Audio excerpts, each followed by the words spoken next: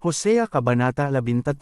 Ang pagkawasak ng Ephraim. Noong una, kapag nagsalita si Ephraim, ang mga tao ay nanginginig sa takot, sapagkat siya ay pinaparangalan sa Israel. Ngunit nagkasala siya at nahatulang mamatay dahil sa pagsamba kay Baal. Hanggang ngayon patuloy sila sa paggawa ng kasalanan. Tinutunaw ang mga pilak at ginagawang Diyos-Diyosan.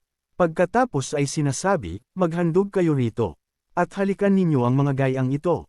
Kaya nga, matutulad sila sa mga ulap sa umaga, o sa hamog na madaling naglalaho, gaya ng ipa na inililipad ng hangin, gaya ng usok na tinatangay sa malayo.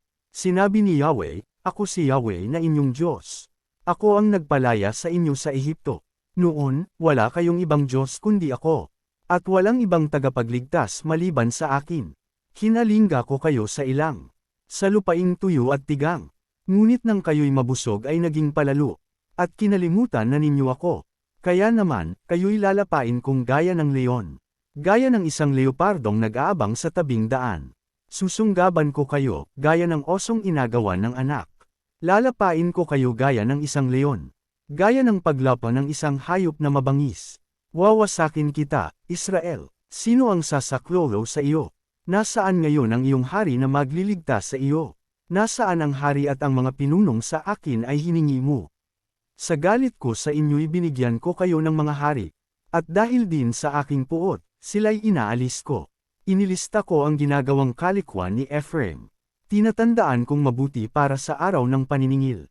Ang Israel ay binigyan ko ng pagkakataong magbagong buhay, ngunit ito'y kanyang tinanggihan, para siyang sanggol na ayaw lumabas sa sinapupunan.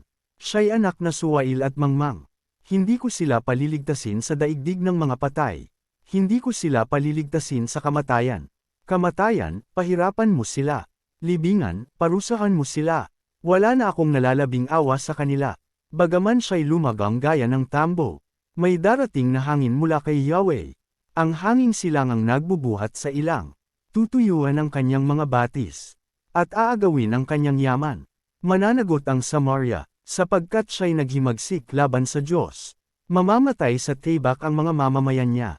Ipaghahampasan sa lupa ang kanyang mga sanggol, at lalaslasan ang tiyan ng mga nagdadalang tao.